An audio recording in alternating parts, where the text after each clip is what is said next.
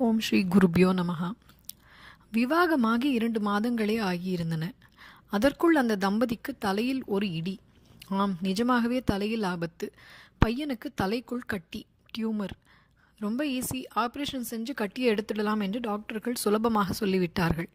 பெண்ணுக்கோ வயிற்றை கலக்கியது. என்ன ஆகுமோ என்ற கவலை. தம்பதியாக பெரியவாளிடம் வந்தார்கள். தேன்நிலவு போக வேண்டியவர்கள் தேனம்பாக்கத்துக்கு வந்தார்கள். பெண்ணின் கண்களில் நீர் பெருகியது. ரொம்ப கவலையா இருக்கு பெரியவா. கல்யாணமாகி 2 மாசம்தான் ஆகிறது. பெரியவா என்ன சொன்னாலும் கேட்குறேன். மௌனம். ஆப்ரேஷன்ல எனக்கு நம்பிக்கையும் இல்லை. அதுவும் தலையில ஆப்ரேஷன் சரியா படலை. சிறு இடைவேளை.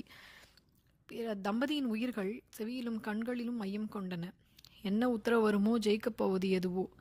காவேரி கரையோரமா ஒரு க்ஷேத்திரத்திற்கு போ, சுவாமி தரிசனம் செய். தினமும் காலையில் காவிரிக்கரை களிமண்ணை தலையில் அப்பிக்கொண்டு 1/2 மணி நேரம் உட்கார். அப்புறம் ஸ்நானம், சந்தியாவந்தனம், சுவாமி தரிசனம். ஆச்சாரமான வீட்டில் தங்கணும்.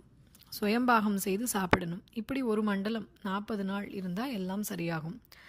தம்பதி பெரியவாள் கூறியதை தெய்வ வாக்காக ஏற்றுக்கொண்டார்கள். திருச்சி அருகே காவிரிக்கரையில் ஒரு க்ஷேத்திரத்தில் தங்கினார்கள். களிமண் ஸ்நானம் செய்து கொண்டான் பையன். மண்டலம் முடிந்து சென்னை டாக்டரிடம் போனார்கள்.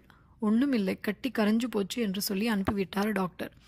அந்த பெண்மணி மறுபடியும் பெரியவாளிடம் வந்து சந்தோஷம் மிகுதியாலும் நன்றி பெருக்காலும் அழுது கொட்டினாள். நான் என்ன பண்ணினேன்? வைத்தியோ நாராயணோ ஹரி தெரியுமோன்னோ? எனக்கு ஒன்றும் தெரியாது என்றார். ஆமாம், பெரியவாளுடைய பிரிஸ்கிரிப்ஷன் ஆயுர்வேதமா, சித்த வைத்தியமா, நேச்சர் கியூரா? இவற்றையெல்லாம் கடந்த பெரியவாளுடைய சித்த சங்கல்ப வைத்தியம், டிவைன் கியூர்.